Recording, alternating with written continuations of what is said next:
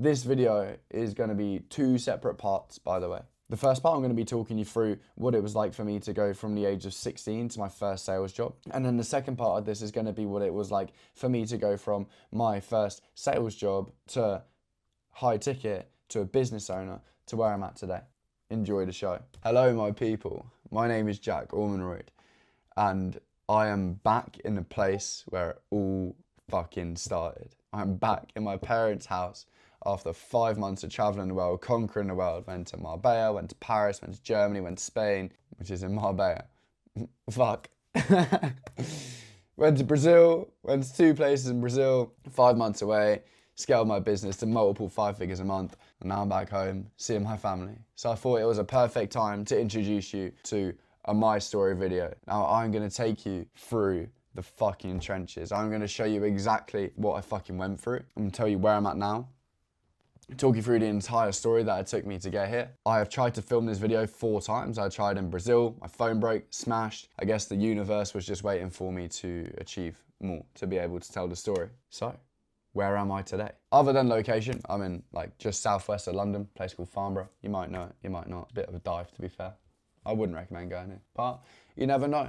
So, you wanna know like the sickest thing though, is I've been in high ticket since October 2023, which is coming up to 2 years, 21 months, 664 days, something like that. In the last 12 months, I've closed $2.7 million in sales. Fitness, biz op, whatever the fuck you can imagine, I have probably closed it at least once. I've invested over $60,000 into sales training over the last 12 months as well. From the day that I turned 23, I told myself, this is it. And my entire life fucking changed. And I'm so happy for it as well. Oh, I'm actually so happy to be making this video. Damn, I'm excited. In the last 5 months, I've taken my business from 0 to over $40,000 a month, cash motherfucking collected. And so I felt that this video was due. What I do right now is I help and I train people to do exactly the same as I wanted to do 21 months ago. So it's like I'm helping a younger me. It's fucking sick. But it wasn't always like this at all. Like my childhood was actually pretty rough. Online, I don't really share much about like my childhood,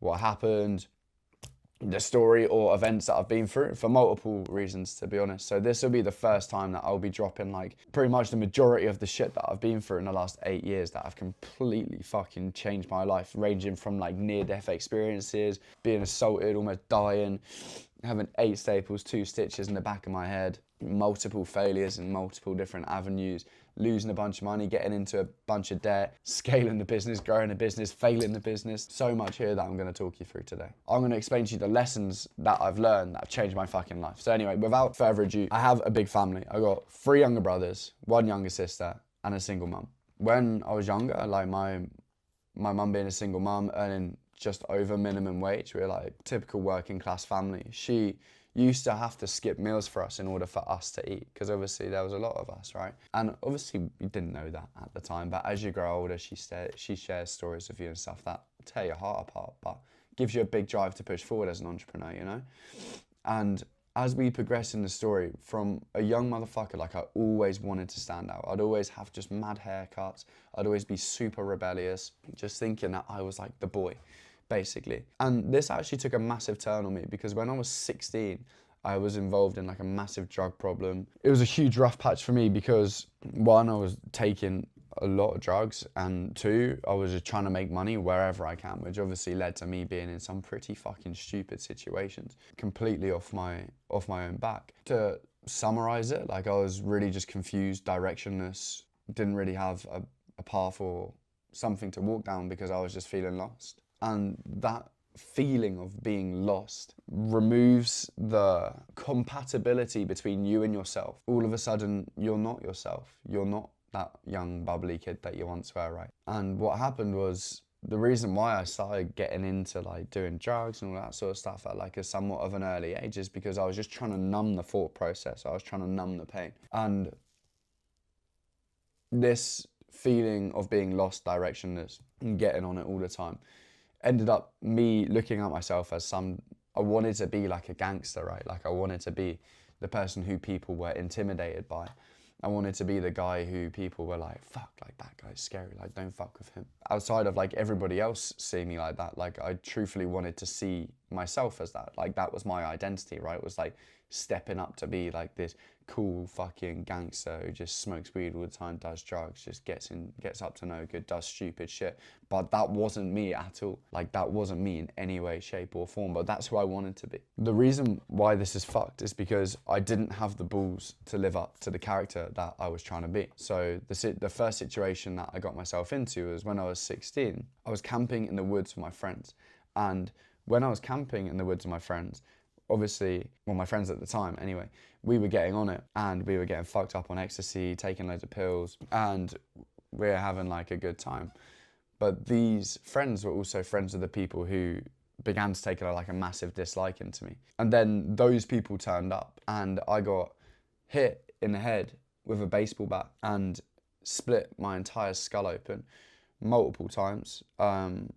Not multiple splits in my skull, but got hit in the head a couple of times with a baseball bat, got hit in the elbow down here. Now you got 2 bones in your elbow like this, apparently, is what the doctor said. And I broke the less serious one, which I'm thankful for. But that was fucked. Like that, because I remember it all so vividly, right? Obviously you would.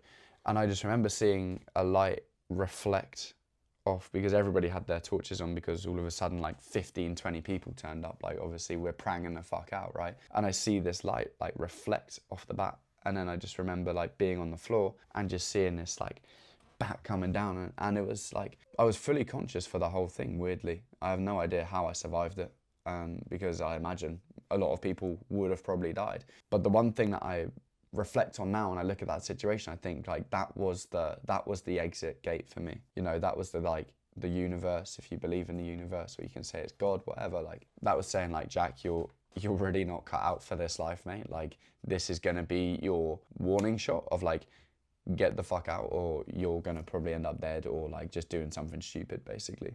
And you know, on that night, like I genuinely believe that like something was looking out for me or ecstasy saved my life, whichever way you want to look at it. Because I remember when my mum had to take me to hospital because an ambulance wouldn't come, the tears in her eyes, the fucking stress that situation put her through. I remember looking at her, tripping my fucking nuts off, obviously. And she was looking at me just like, what are you doing, Jack?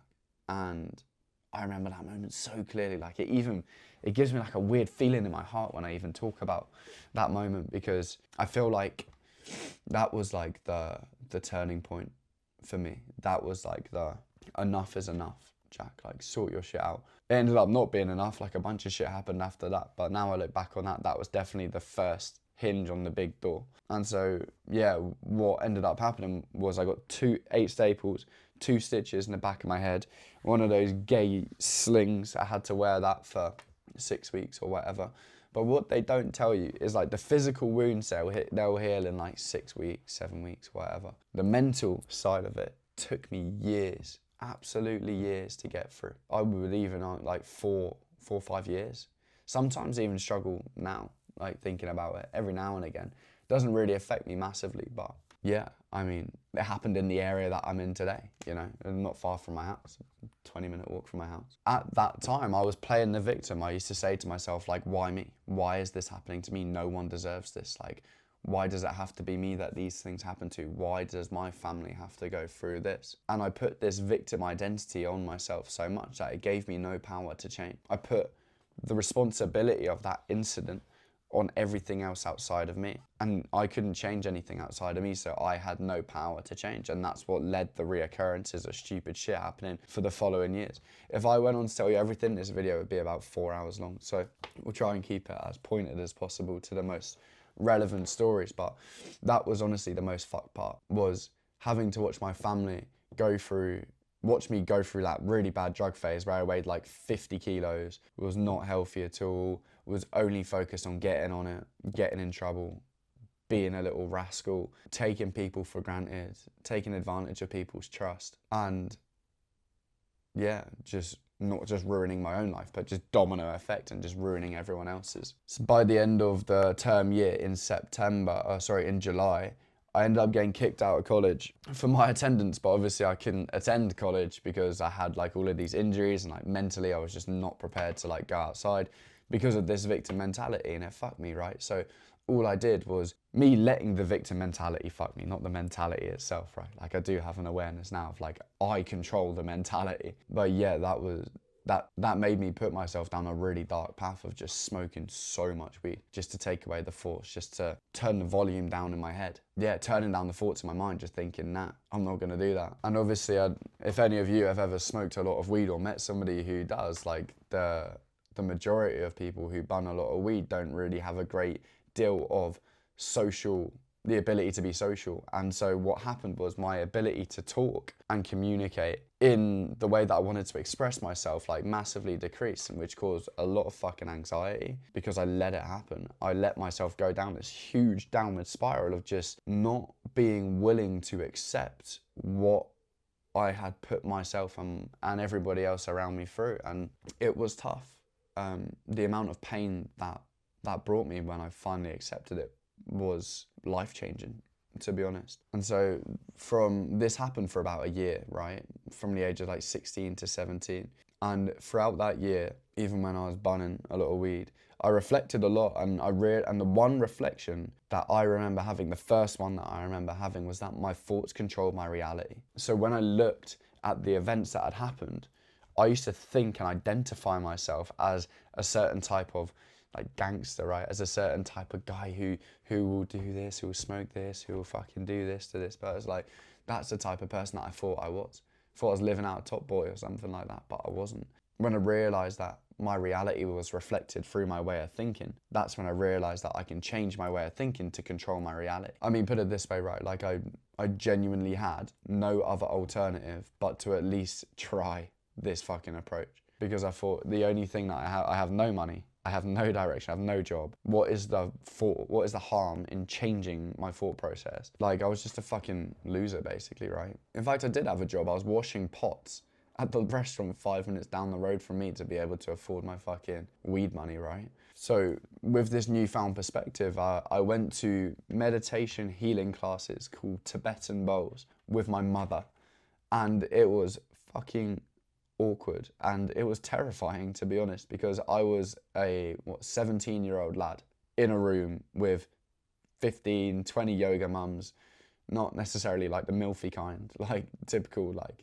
just normal middle-aged mums. And I was always smoked weed before it, so I'd be super fucking high and not wanting to talk to anyone, and everyone would be trying to talk to me, and I would just lie there whilst this woman played bowls, and the sound of the bowls vibrates the water in your body, so it like helps with the frequency of your body and stuff. It's fucking insane. That honestly helped me work through a lot, because I was just able to sit in silence with no stimulation, a nice sound. And the person who ran the seminars, her name's Charlie, is actually somebody that I hold very closely to my heart. She talked me through like the emotions of guilt, the emotions of pain, the emotions of regret, of anger, of wanting to commit like serious violence to people. And I was explaining this to her thinking that she was going to see me as some sort of fucking nutcase, because I used to have these visions of just like committing like serious, let's just say serious things, right, to the people that had done me wrong. And I talked to her about it, and she talked me through it and just said like, look dude, like it doesn't matter what you think, because you're not your thoughts. And I was like, yeah, okay. But then I also thought, your thoughts create your reality, so how can you not be your thoughts? But then you realise that there's two separate entities. Your brain is just a power for the thinking. During the yoga sessions, during that period of my life, from like 17 to 18, I took up martial arts, a martial art called Krav Maga, for any of you that know that, from one of my dad's old friends, who's a fucking lunatic. And that taught me a lot of discipline. That got me beaten up a few times in a good way, and I learned actually how to defend myself to a basic level. And then I went back to college. I went back to college to study business studies, but I had no grades from school, literally got 2 GCSEs, so I couldn't go and get like a good program, but I got accepted into a level 3 BTEC, which is the equivalent of like an A level, I'm pretty sure. Long story short, I didn't stay long at college, nothing really exciting happened. I just got back into partying, the teacher was shit, never marked any of my work, so I tried to find a way to make money with my new level of business acumen. I went out there and I found a way to make some fucking money. So what did I do? I went and found a door-to-door job, and I applied for the door-to-door job. And it was listed like a fucking dream. uncapped earning potential. You can work whenever you want. OTEs of like 50 to 60 grand a year. As a 17-year-old, I thought, yeah, that's fucking mint, that. And so I went to the interview and I interviewed and I got the job. And then they asked me, how old are you? I said 17. I said, bro, like you have to be 18 to do this job. And I was like, no way. But luckily, my birthday was like just over a week away, or just under a week away from that. So the day that I turned 18, I left college and I went to the door-to-door job. And on my first week, I made £740.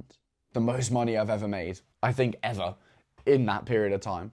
At that time, obviously. Like, that was huge to me. I was like, yo, I just made almost £1,000 in a week. What the hell? On my first fucking week. And I was like, that is sick. I'm going to continue doing this.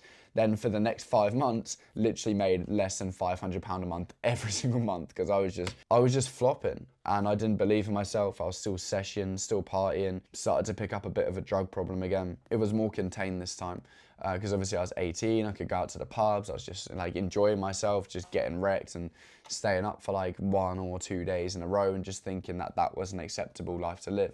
I wasn't really into self-improvement. I wasn't going to the gym. I just wanted to make money and sesh and party and like do everything else that comes with that. So after that shit run for 5 months, I said, fuck it, I'm gonna leave. Like I declared myself as a failure, and that broke me internally. I was like, do you know what? Like I tried so fucking hard to push and to be more, and I fucking failed. I was embarrassed to say that to people. And what I then went on to do was to become a tradie, and nothing really exciting happened in that time. That was from the ages of like 18 to 20. I became an electrician, or data cabler, as it's better known. And yeah, I was just a typical tradie in London, literally the fresh meat on the site. Basically, in easier words to explain it, I was everybody's little bitch. Like, Jack, pass me that screwdriver. Yeah, sound.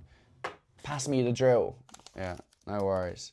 And I'd just stand there like some fucking idiot all day long, just passing tools. And when people ask me what I did before that, I wouldn't even say, because I was so ashamed of the fact that I'd actually, in my mind, failed so horrendously when I thought it was going to be such a great success. So as the years went by, the drinking continued, the partying continued, the sessions continued. And I often used to reflect so fucking much on that time period where I did the door-to-door, I did the something uncomfortable, because I wanted to get rid of that social anxiety, I wanted to get rid of that social retardation, and I did it. I did the uncomfortable thing, and I used to look back on that and think, why is it that I'm not willing to go back and do that same thing again, or do something similar? Because I just felt like I'd fail. And it was just a repeated cycle of just going to a job that I hated. The money was better than I'd done before. I was maybe making like £80 a day, £400 a week. And I was thinking, yeah, this is sick. Spending all of that money in one weekend on partying and booze and stuff like that. And it was just a terrible fucking cycle that I was in. Mentally, I was so fucking, I wasn't even who I am, right? Like I was just so distant from that person through the excessive drug use, through the excessive drinking and that sort of thing. Ever since I had this moment of just like, what if happen in my mind, I've always said to myself that I will never live my fucking life in what if, ever. Every action that I take will be against, well, what if it doesn't work? I will always go towards, well, when it does, how is life going to be like? And I'll fucking march towards that, because what happened was I used to think, what if? I used to get so fucking sick of it that I just decided to stop thinking like that, Jack. Reflecting on it's actually kind of mad, because I remember how often I used to fucking think about that as well. Crazy. So at this time period, it's about 2020, and lockdown was nearing its end. I had saved up the most amount of money I'd ever saved, which was £1,100, because I couldn't go out to the bars. I couldn't, well, I still got on it at home and still just partied on my own, because my mum didn't want me living at home because I was working in London, so I had to like move into this house on my own, and like, yeah, it was actually a pretty lonely time, to be honest, but I was DJing on my own, partying on my own, but I wasn't spending huge amounts of money. Anyway, I had my £1,100. I was fed up of thinking what if, and I went and bought a fucking, I might even have it. I went and bought this fucking laptop. Oh my God. That's mad. I went and bought this fucking laptop from Curry's PC World for £479 or £499, something like that. And I also bought a $500 trading course from somebody that I just used to watch on YouTube and just mindlessly scroll. And that was the first commitment to myself. As soon as I did that, I stopped the drink, I stopped the partying, I started doing push-ups and pull-ups in my room, waking up at 5:30 every morning, doing 100 pull-ups, 100 push-ups. It would take me about an hour to do. I would then jump on my laptop, study, back test, go to work, get on the tools, still an electrician at this time, and I would just fucking send it. And I would back test so much and I'd feel like I'd make so much progress, and then I'd think, well, how much money have I actually made? And then realize that I made nothing. And I'd be so frustrated and so angry with myself, like, why is nothing working? Like, why is my back testing not improving? But I just wasn't dialed in psychologically. Like, I wasn't self-aware enough to actually like understand what was happening. I was just locked in, just trying to focus. And that was, at the time, I'd never seen myself like that. I'd never seen myself so locked in. As soon as I'd finished work, I started going to the gym. I started bulking up. I went from 50 kilos to like 62 kilos in the space of, I think it was like, maybe 6 to 8 months or something like that, like, you know, where you get beginner gains. And I used to look at myself in the mirror and think, like, fuck, I'm actually getting big. And I used to just work. My mum was like, what's happening to you? My room was tidy all of the time. Everything was just locked the fuck in. And at this point, I think I'm like 20, 21 years old, probably be 21. And I was still sharing a room with my brother. He's 3 years younger than me. Yeah, he's 3 years younger than me. Sharing a room with your brother when you're that age is not ideal. He was like a gamer at the time, and I'd be sitting there trying to focus and fucking like trade, and he'd be screaming, playing fucking Rust all day, and it used to drive me fucking nuts. So I was speaking to my friend about this problem, and he turned around and told me, he was like, Jack, you need to do this door-to-door thing again. Because what they do is they put you up in accommodation, they put you up in these houses, and you can have your own room, you can focus on your trading. And I was like, that actually sounds like a plan. Because I've been going to the gym, because I've been working on myself, quit the drinking, quit the smoking, quit the drugs, I felt like a new man. I was literally like reborn. I was in the best shape of my life. I was looking after myself a bit more. I even bleached my hair just to fucking like give myself a reset. And it was crazy. And the reason why it was crazy was because I thought that this was going to be the pendulum swing towards my trading career. Obviously, he's gassing me up as well. It's like, you're going to fucking do this, bro. Shout out to Harry if you ever watch this. Harry Cook, you little fucker. I miss you, man. He was gassing me up, I remember. It's like, you fucking going to do this, bro? You'd smash this, da-da-da. I was like, yeah, I fucking would. Long story short, took the fucking job, got accepted onto the team in a house in Luton, became top of the leaderboard in literally the space of 2 weeks. And every single week I was top of the leaderboard, the most deals, the most cash collected for the charity that we were working for. The whole point of this was to be focused on the trading, but what happened was I started to just get so fucking locked in on the salesperson lifestyle, going door to door in the rain, the sun, the cold, anywhere. I'll try and post some pictures if I've got any, because they're fucking funny. I remember my first independent sale, it was like, if I remember correctly, it was like June the 28th or June the 29th, 2019. I sat on a park bench smoking a cigarette, and I was so gassed. I was like, I fucking did it. So this is like way ahead of that anyway, but that's just a thought that came to mind. Like the salesman lifestyle was slinging deals, going out at the weekend with your boys, chatting up girls, using your fucking, using your sales risk that you were learning and putting that into fucking pure action, basically. And we had a fucking good time. Like, I can't lie, I reflect on those times with a smile on my face. Like, they were good. They weren't very, in fact, no, they were productive. Like, fuck that. Like, they were massively developing in character, because you have to face and endure so much rejection. Like, it's actually shit. And then you go back to your boys and you're just laughing about fucking Philip down the road who told you to fuck off, you little this, you little that, or Karen who slammed the door in your face and like set her dog out on you or something. You're just like creasing with the boys. Like, those moments were sick, and you'd never be able to have those moments if you didn't face all of that rejection that made you feel so shit, right?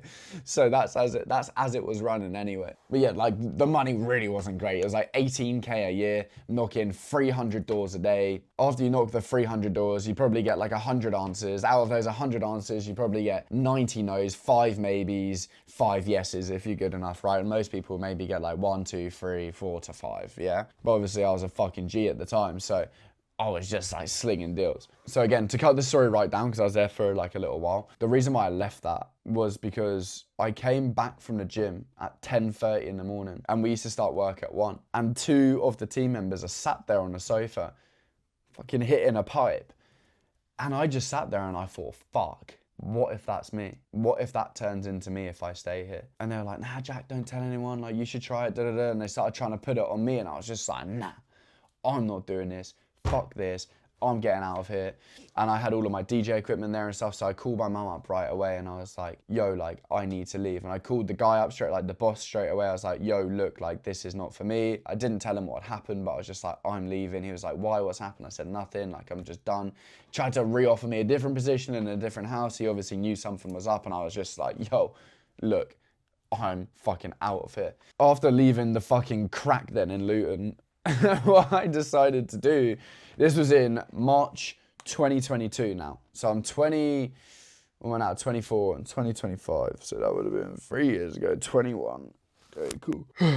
This is March 2022. I've now left the crack den and my best friend, Tom, he got me a job at the biggest life insurance broker in the UK selling life insurance. And I'd just come out of absolutely smashing the door to door, came in with a wave of confidence. He hooked me up with the interview, got the referral bonus, and it got me in basically. And I walked in knowing that I was going to be the best. People used to, a funny story actually, the sales manager there told everyone that I was autistic in the workplace. I've never told her that I was autistic. But I used to get off the phone, used to get like rage off the phone. I'd be like, if they said no, slam my hands down on the desk, throw the headset down and fucking like walk off out the room. And so she told everyone to be careful around me because I was autistic. Terrible, isn't it? But I found that out after she'd left about fucking 18 months later, the little fucker. But yeah, I hold no grudges against it. And when they offered me the job, it was a 20k basic with a 50% additional OTE. So I was on for a 30k a year job at 21 years old. I felt like the boy. I was like, yo, this is going to be fucking sick. This is my big break. I'm going to climb this ladder. But I always had trading in the back of my mind, right? Like trying to chat to me. But I just ignored it. I was like, nah, sales. Because it was something that I'd worked so hard on for the last 6 years, from the age of 16, where I couldn't even fucking speak or string a sentence together, to now 22, where I'm slinging deals left, right, and center. Within 1 week of that place, I'd already matched the company record for most deals in one day, which was 7 deals within 1 week without any fucking training. This was by dialing leads that didn't even have a policy, like old leads that had cancelled their policy, just dialing them up, reselling them a new one. It was fucking sick. And I used to walk around that office for the first month thinking that I was Conor McGregor, right? One of them walks. Yeah, one of them. And people fucking hated it. They hated the confidence that I had started to develop within myself. And I was like, fuck them, don't even care. I used to get dressed up in a suit every day for work. I felt like the boss. I wasn't around crackheads anymore. I was in a place where it was just full of salespeople. And I was just walking around with a headset on all day, literally in a less drug-infused, midget-throwing Wolf of Wall Street. It was fucking sick. And so I stayed in that department for about 6 months before I then got promoted to like the bigger, the better department full of the fucking big dogs who were closing at like 85% as the minimum KPI. I then became the best performer on that team and I was so fucking blown away because it took me a while to get up to speed. It took me like a month or two to get up to speed and then I just became the best. And I was like, holy fuck. And that's when it really became like clear to me that the sales is not determined by the sale, it's determined by who you are. Like your habits, your personality, your level of development determines who you are. Because everyone in an office the majority of people in an office are fat, out of shape, don't look after themselves, don't give a fuck about them or themselves, right? And so when you do give a fuck about yourself and you go to the gym and you smell nice and you look good for work and you come in and you're in your zone, that then transfers. And I was like, fuck, click. That's also a golden nugget for you motherfuckers as well, by the way. Like, that was a fucking huge moment for me. By this case, right, by this point in my career at said life insurance broker, I was making like 50 to 55k a year. And I was now like, I'd already gone on to be 20, so I started when I was 21 and then went on to be there when I was 22. And yeah, I was making 55k a year as a 22-year-old thinking, yo, make more money than my mum. I'm actually fucking sick. No one can stop me. But I always had this nagging thought in my mind, like, yo, you're worth more. And I got sidetracked again into like partying, drugs, session it, just doing stupid shit, drinking all the time, but less. And then basically what happened, was I got into the best shape of my life, started getting female attention in the office, outside of the office, and I just thought like I've now unlocked like a next level almost in my life, where I'd gone from crack den to like more like coke den where there was like actual normal people who wanted to like make money. And then I was thinking, what's next? So at this point in my career, like I mentioned, right, like I was earning fucking 50 to 55k a year. I'd closed over £2 million in life insurance deals. I was the top performer on my team, the youngest member on my team. But there's one story that changes this entire thing. I went on my first lads holiday to Tenerife. I know Tenerife isn't really like, but it was a fucking mad place, like Tenerife has got some sauce, boys, girls. Like, Tenerife is a vibe. It's actually good crack. And so we went there anyway, and obviously we're all out on the pool, pulling girls or whatever, apart from one friend who had a girlfriend, like, whatever. And so what happened was I met this one girl, and I ended up massively falling in love with this girl, not in the same trip, but we started like seeing each other whilst we were on holiday, came back to the UK. She lived about 200 miles away from me, so I was seeing her on like every other weekend, and we were like she was, I think 5 or 6 years older than me. So she was like a few years older, right? But I was so in love with her, man. I remember it so clearly. And then one day she just decided to end things. And I was like, yo, damn. I was like so attached to that girl. And that like literally, I used to wake up, I remember this, right? Like I used to wake up every morning and think, oh, another day without her, fuck. I'd skip meals. I'd never skip gym sessions, to be fair. I'd still continue going to the gym. But I'd skip meals, my gym performance was slacking, all of the progress that I was making was shrinking. I was then drinking again, I was partying again, I was just drowning the sorrows out basically. And I used to sit in this exact room and lie on that fucking carpet floor in the dark with no lights on, with my eyes open, in my pants, just looking at the ceiling, thinking fuck. And I remember my dad used to come in, because I moved in with my dad because there was a lot more space and everything was a lot more spacious, had my own room, which is this room right now. And he used to turn on the light and he'd be like, are you all right? And then I just wouldn't say anything. He'd just like be like, if you need anything, give me a shout, just shut the door, because what can he say to me? Do you know what I mean? I'm fucking like heartbroken, destroyed, thinking like I was making so much progress in life. And I then started watching like the self-improvement YouTubers, the Hamzas, the Jack Hopkins, fucking Mike Thurston's. And Jack Hopkins spoke about high ticket sales. And I thought, do you know what? I'm not doing trading again. I'm not trying to build an agency. I'm not trying to do anything. All I'm trying to do is continue what I've already spent the last 2 years getting fucking like just destroying everyone in my path with basically. And so I found high ticket sales. And so I bought his program when I was sat at the train station. The train was delayed for half an hour. I just thought, fuck it, buy it, piffed it. It was like 500 quid at the time. And I got straight to work. And it took me a while to get into the swing of things, learn all the content and stuff. As soon as I started applying it, I handed in my notice in September. I left my job in October. They were meant to pay me £1,000 commission, but they never paid me that. If you're watching this, you still owe me that. And I said to myself on that day, I'm never gonna need £1,000 one day. One day I'll spend that in a day. I literally had like maybe 1.2k in savings pounds, which is about $1,700.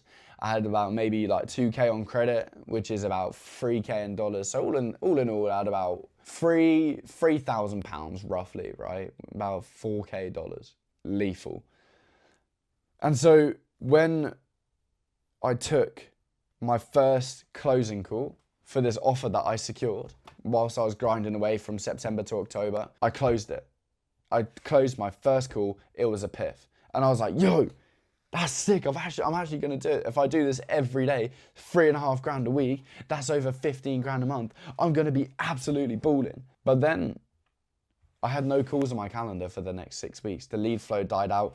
Then I looked back on that offer and they weren't even making 10k a month in revenue, let alone cash collected. I was fucking mad for taking that. But I'd still do it again, like. But that was just my risk appetite, right? Like, I just didn't give a fuck.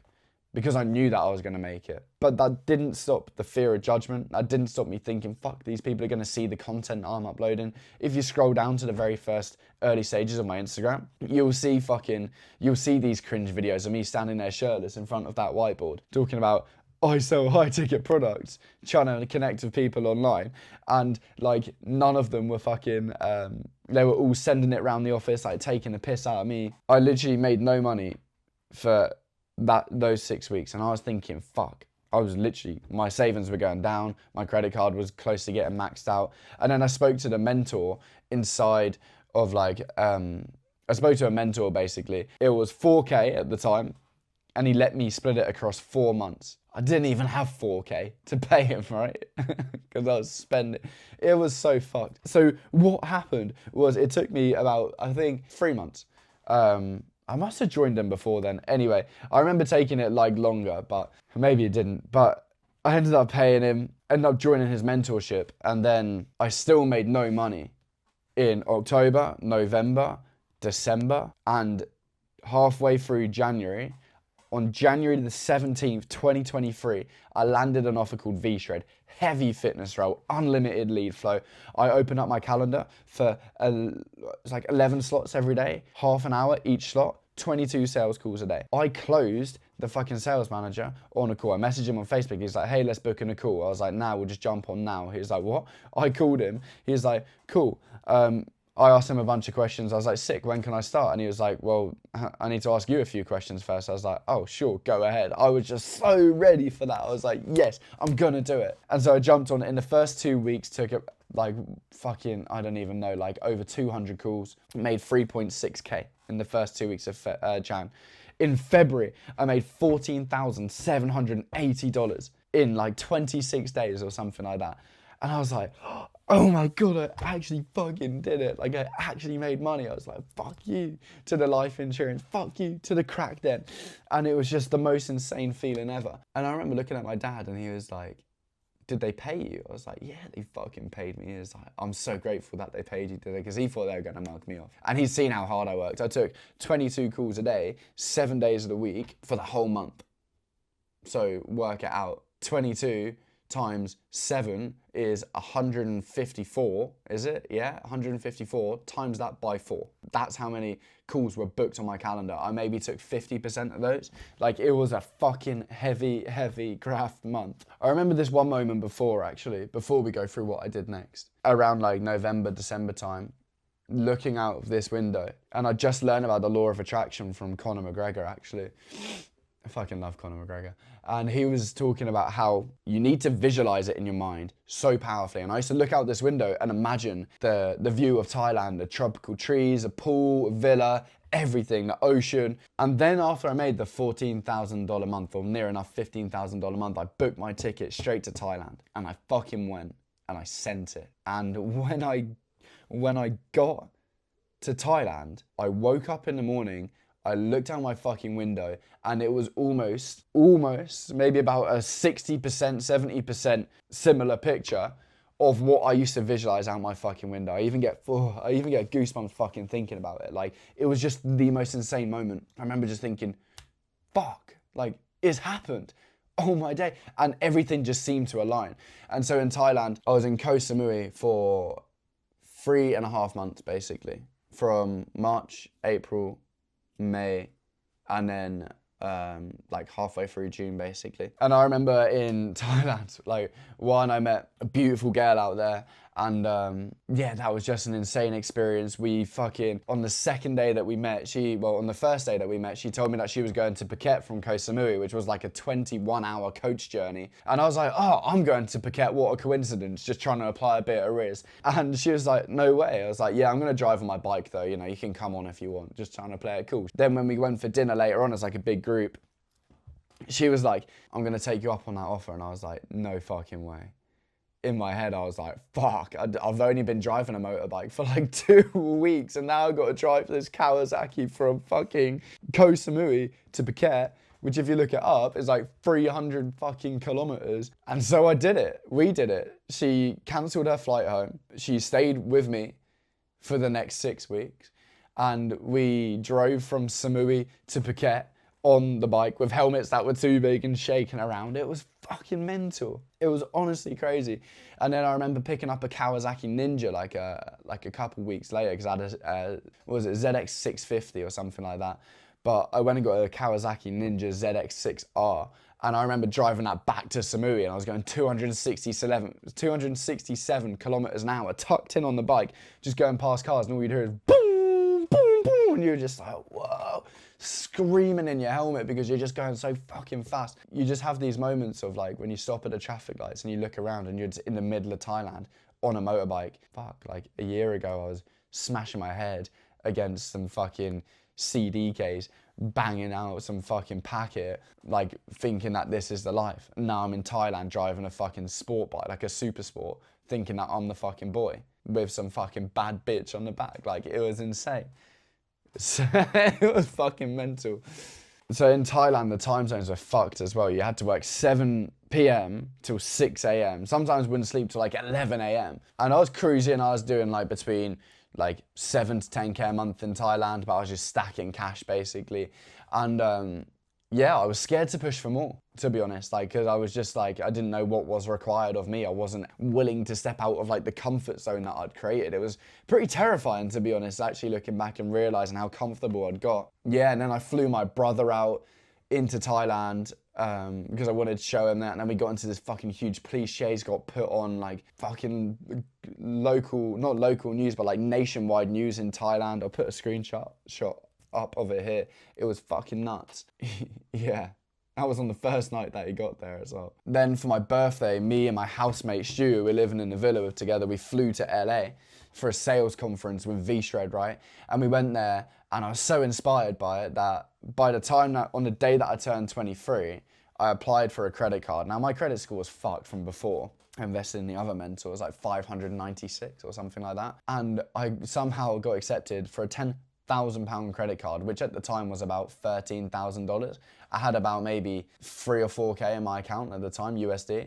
And so I just piffed it, I paid it in full, the 15k. And like, I told myself that I'm taking this seriously. This is going to be my life. No more fucking about, Jack. You're locking the fuck in. And like, here's an example, right, of how small shit will always get in the way. When I went to pay in full, my credit card was getting declined. I called up the bank, made my phone bill like 200 quid. They put me on credit card fraud list. So I had to fly back to the UK to get the fucking credit card fraud sorted. And I called up the guy and he was like, "Mate, this is a scam. We're not giving you the money." It was honestly the longest thing. And I was trying to objection handle him, trying to reason with him. But then by the end of it, I just said, "Look, mate, you're a fucking retard. Let me pay for this. I know it's not a fucking scam." And he was like, "No, goodbye." Boom, put down the phone. And like, so that was a long process basically. So I couldn't pay in full straight away. But eventually I did pay in full when I got back to the UK, sorted out the credit card fraud. But like, these are just small inconveniences that a lot of people have and decide to quit. And like, I recognize this from an early age. Like, I always get small inconveniences. But I don't see them as inconveniences anymore. I just see them as like, okay, this is happening, cool, let me sort it. But like before, it was like, damn, why does this always happen before I try to do something? Because that's where people quit. It's a fucking test, bro. Power through it. And even if it's not, just see it as a test. Because a lot of people quit there anyway, so you may as well power through. So after I finished V-Shred, about 7 months later, I closed about $800,000 in fitness sales. I was looking for a new offer because I was sick to death of doing this. Now there's a guy that I really want to fucking mention, but I don't know if he'd let me mention his name. But he's one of my fucking favorite people that exists on the entire planet. And if you're watching this, then you already know who you are, motherfucker. And he is such a savage, probably one of the best salespeople in the space. I would say the only salesperson that's actually better than me. I remember watching his Facebook videos and shit, thinking, that's who I want to be like. And I remember thinking, I need to get in the same room as this guy. I need to get in the same room as this guy. And I got an interview for a UK fitness offer, but I jumped on the offer and it was a US ecom offer, right? Like, I jumped on the interview. I was like, what the fuck? But I just styled it out anyway. I thought, fuck it, I'll play it. Done the role play, smashed the role play. Sales manager was like, "Oh, what mentorships have you been for?" I said, "Oh, objection box and this other one." And he was like, "Oh, we actually have a closer on there. He's been through it." And then he said his name, the whole guy that I'd been thinking about and fucking manifesting for months. And I was like, no fucking way. Wasn't even meant to be on the interview. Then I got on the interview. Then I got accepted onto the offer. And to be honest, the offer was a bit of a dive anyway. But like, at least for like the people who had just joined, because they didn't give them like it's not even like a cop out, but like they didn't give them like the qualified leads. They made sure that they put them through the trenches first. So I was maybe doing like, I don't know, 5K a month, but I was taking maybe like 5 calls a week or something like that. Like it was a little bit slow. So I picked up a second offer that somebody reached out to me for, which then eventually led to me being kicked off this offer with the guy and everything, which was a shame, but he taught me fucking loads. He basically like mentored me for free because he's just a fucking G. And that guy is probably one of the safest guys. If you ever see guys, or girls for that matter, like that, who are just willing to give without even like wanting or even insinuating to receive, they are the type of people that you want in your life. They are the fucking G's. They are the fucking man them that you want in your life because they are just the fucking best. Yeah? Anyway, I'll stop fucking licking his ass now. What happened was I changed offers, and this offer was like a little bit smaller, right? They were doing like 70, 80k a month with one closer, which I genuinely don't believe that they were. They're doing about 50k a month with one closer. But all of the leads were organic. Lead flow was kind of slow, but it was just picking up. They're looking to hire another closer. So I thought, fuck it, I'll just run both. And I ran both and I'd done like maybe 9, 10, 10, 12, 15, 20k. I didn't do 20k, so I'd done about 14 with both offers combined. And then it's like the ecom offer that I was talking about, they kicked me out of all of the Slack and everything because like obviously I was working 2 offers. They didn't like that. They then kicked me out. That was in December. And so I just spent all of the Christmas presents money, spent all of my hard work money on like my girlfriend, my family, everyone else. And I actually thought I bought some pretty good Christmas presents that year as well. Apart from my sister's one, which was pretty shit, but that's irrelevant. But if she is watching this, then she'll laugh at that. And so yeah, January came around, the lead flow was super slow. Like the fitness offers are sick, but this lead flow was slow. There was some really big issues with the marketing and that sort of thing. And then all of my boys from the network that I'm in called Willionaire, ran by one of my good friends, Will, that I met in Thailand. He was planning this Marbella trip and I said that I'm gonna go, thinking that I'll still be like doing 10k a month by then. And he was like, yeah, sick. But I had no money when the trip was coming up. So I was saying to my girlfriend like, yo, like I can't afford this trip. I just can't do it. And then like on something like the fucking 23rd of January this year, I got 2 people paid me and I made 5k in one day. These are my first 2 clients. Out of nowhere, boom, they just closed me. And I was like, that's sick. Because I wanted to go to Marbella so badly. I was so excited for it. Yeah, I was super disappointed that I didn't have the money. And then that just happened. I was like, yo, the universe is trying to gift me some more. Like, I was like, come on. Like, I've been working so fucking hard for this every day for the last like 6 to 7 months, every day. Literally work 7 days a week without fail. And so I went to Marbella. And in that same month, so I hit a 12k month, said to my mentor, I was like, I really want to hit 20k next month, but it seems so far away. It's like, it's only as far as you make it. And I was like, that's so interesting, because I realized when I hit the 14k month in V-Shred, I wanted to be a coach straight away. I just wanted to be one of those guys who was like a coach, right? Because you make so much more money, and I just wanted to be a coach because I thought it was cool. But I never had the balls to do it. And then in February, a 16-year-old kid, I say 16-year-old, it's not like a way to put him down, he's a fucking G, does 100k a month, closed me on setting up my own offer before I left. So I fucking did it. And I went into it, and I went to Marbella, and I built the biz in February the 1st. I forgot to mention one super important part of this, was that basically on the offer that I was on with the smaller team, they were paying me 2.5k base to coach in the community. Plus, I went from a 10% commission to a 12.5% commission because I was a fucking gangster and I'd threatened to leave because I wasn't making the money that I wanted to make, basically. So because they paid me the 2.5k base, I stayed. Then I got the 2 clients, basically. And then all of a sudden, that's when I had the money, right? I just, like, a closer with a 12.5% commission plus a 2.5k base was insane. I was so happy with that. And yeah, so that's when we went to Marbella, basically, right? For those of you who know about Marbella, whew, oh my goodness, the energy there is insane, unmatched. You go to Club Padel, Lamborghini, Ferrari, Rolls Royce, Range Rover, Brabus, you're just like, holy fuck, surrounded by women in incredible shape, surrounded by men in incredible shape. Everyone just wants to push for more. Everyone's an entrepreneur. It's not far away from home. The beaches are insane. The weather is insane. Everything is just fucking good about Marbella. It is easy to get lost in the sauce though, so do be careful. And so I flew my girlfriend from Germany, where she lives, to Marbella because I had a marathon in Barcelona, which I did, smashed out the park, 3 hours 47 minutes on my first marathon. And then we went back to Marbella because I had a mastermind to attend to with Tamir and all of his like boys, students, teammates, everything. But the issue was that in that month, whilst the numbers looked good, like the performance was actually terrible. Like I didn't know how to book calls. I booked, I think, 3 calls that month. One with one of my students, Ollie, who just cleared his first $20,000 month this month. Well done, you motherfucker. Number 2, a different business owner. And so in that month, we did about 14K altogether.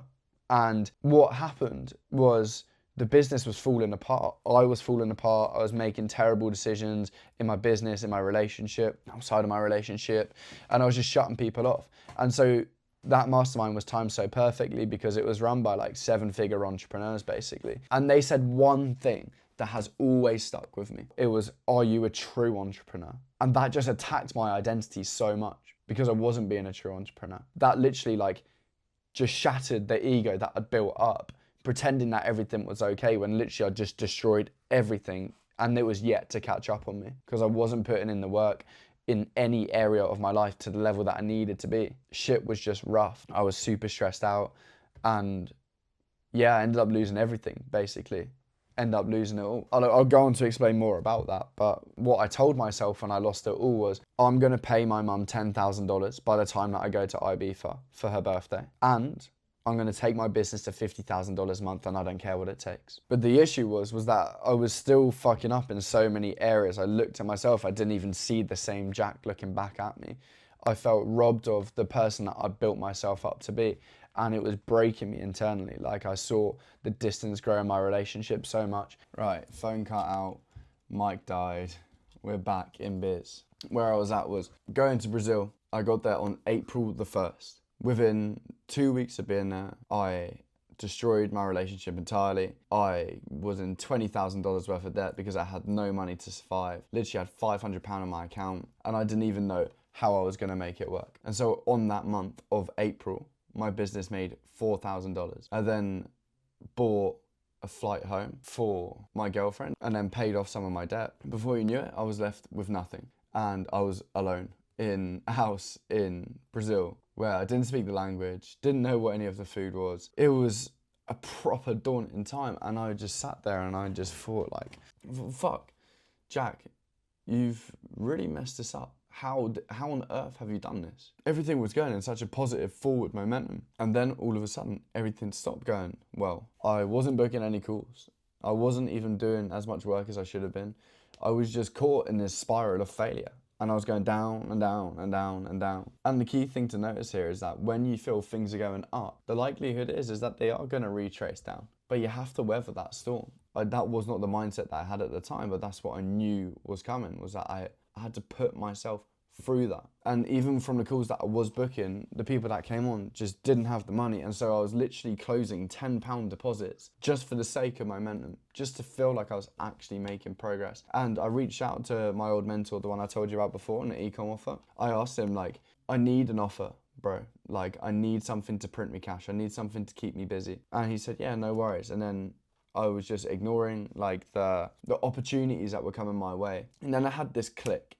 And I realised that after rejecting opportunities, refusing to look at things for a path of opportunity and just looking for ways to cement this belief that I was failing, I then realised that I had everything already in my hands and everything was already ready to go. All I needed to do was to seize that opportunity. And I did.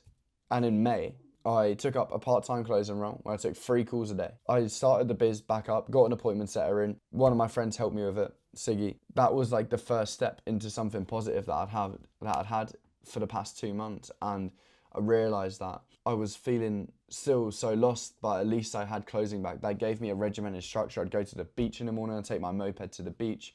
I'd go and chill on the beach at like maybe 8 till 9, get back, start taking calls at 10, finish at 1 or 2. And I started printing cash.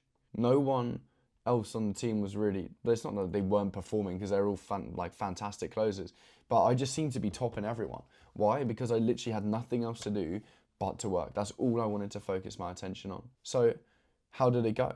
In 2 weeks, I collected $120,000 in cash. For the next 2 weeks, I took my foot off the gas and focused purely on the biz. Yes, I was still taking calls, but I wasn't really closing them. And so I made 12K in 2 weeks from working 3 hours a day for 6 days of the week. And I realized then that my insecurities around my ability to coach were completely gone. My insecurities around my ability to close were completely gone. My insecurities around making money had completely faded. Why is that? Because I realized that the more that I focus on one specific belief, the more reasons I find to cement that belief. And before you know it, boom, May rolled around, May finished. The business did 10K in dollars, and I did 12,000 in commission. So that in total is what, like $22,000.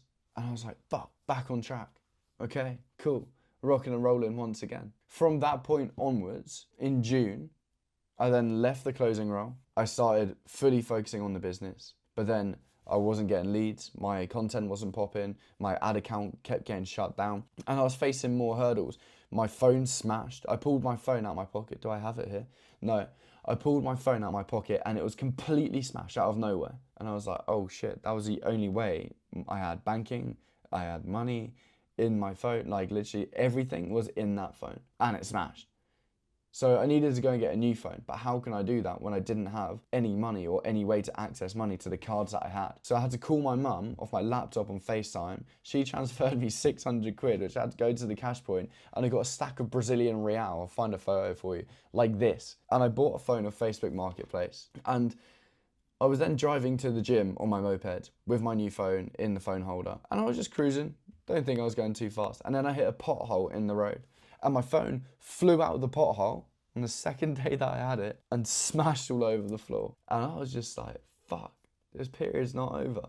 The period is still continuing. But I refuse to let that be the case. I refuse to have that perception and to go back into that perception of, fuck, why me? Again, playing the victim. It's so easy to slip into. It happened to me all the time. And it will continue to happen to me, to you, to everyone. But you have to be aware to combat it, right? And so when I finally left the closing offer, which was about the 3rd or the 4th of June, and I fully focused on the business, everything started to go well. In that first week, we made £7,345, something like that, $10,000. In the second week, we made $17,000.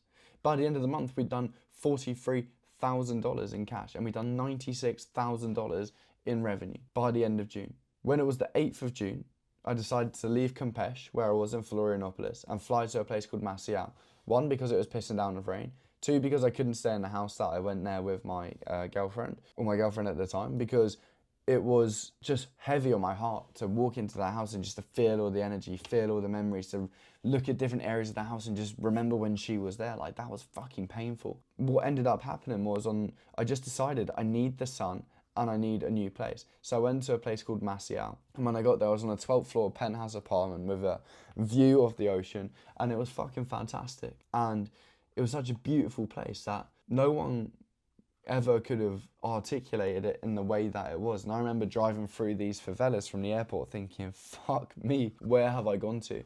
And the car pulls up over this hill. And as it pulls up over the hill, I'm looking out of the windscreen, and it's just, I've got a video and I'll post it now, of the blue, the green, the azure ocean. And it was just fantastic, and all of the pressure and all of the feeling just released off my shoulders. I sat and I grafted in that apartment day in, day out, day in, day out. From the moment that I woke up at maybe like 8 a.m, 9 a.m, till the moment that I went to sleep at 11 p.m, I was working. I sat there and I fucking worked, and I filmed content and I ideated content and I closed people, and I literally took 17 calls, closed 13, made however many fucking thousands of dollars, $43,000, like I said. And all of a sudden it was just like whoosh. Okay. Because one quote that always sticks with me is, without war, there is no peace. So you have to go through that fucking war. That's war with yourself every day, and fight it day in, day out. And I remember getting that flight home, 16-hour flight home. And when the flight attendant pilot, ding, ding, this is your pilot speaking, that Donny, he said, we're half an hour out from London. And I just remember that feeling of accomplishment, that feeling of overwhelmment, feeling like I'm finally back home with my family after 5 months, after all of the shit and everything that I've been through, all of that growth, going through all of the trenches, reconnecting with all of the friends that I just burnt out, and thinking, fuck, I'm actually back. And now today's July the 27th, so I've been back for about 3 weeks. I just got back from 5 days in Ibiza with my mum for her birthday. And guess what happened? My business hit $50,000 a month. I paid my mum £10,000. And I sit here today and I look back on those months and I feel like emotional because I realise how much fucking trench work that you can go regardless of what you've achieved. The amount of trench work, the amount of shit, the amount of everything that you have to combat is fucking huge. I honestly cannot be grateful enough to just experience that as a life. I remember on my 24th birthday, on the 16th of June, sitting on the rooftop of my penthouse apartment, however many months single, like a month and a half single, sitting and thinking about her, about my life, and tears were just coming to my eyes about, like, I actually did it. I actually am the guy. It's not just a myth or a fallacy. It's not just an idea. I've got it on my fucking Stripe account. I can see it is in numbers. It's in my bank. And just started crying, bro. And the same feeling happened when I saw my mum waiting for me at the airport. And I thought, fucking hell, if only she knew. If only she knew, like, the war and the mental model that I've had to operate off for the last 3 months, or that I've chosen to operate off for the last 3 months. And I could actually articulate that to her in a way that she would understand. Not that she doesn't understand, more along the lines of, like, I can't even really articulate it as well as I'd like to now. This is the best, the best I've ever been able to. But the point of this whole story is to never count yourself out, because the game is not over until it's over. And you're the only one who decides when it's over. You're the only person who decides whether you continue or whether you quit. Because you can't fail when you just continue. You can't fail when you push forward and you push for more. Okay, so my camera actually died, and it's a little bit of a shame because I wanted to drop like a sick outro. So here we are in Romania and Bucharest in my apartment. This is a view. Enjoy it while you can. This is what can happen if you truthfully just take uncertain steps in your life. Have a view like this, balcony, just have a sick apartment, just ready to, laptops there, just been hustling all morning. I hope this story inspires you in some way, shape or form and shows you that you can actually do it and that the life that you want to live is possible, because I come from a normal working class family and I've managed to do some pretty cool things so far in the last 12 months, 18 months, 20 months. The point of this is that you can do this too. And yeah, we can rock and roll. So yeah, go make some money and go live up to your potential, boy.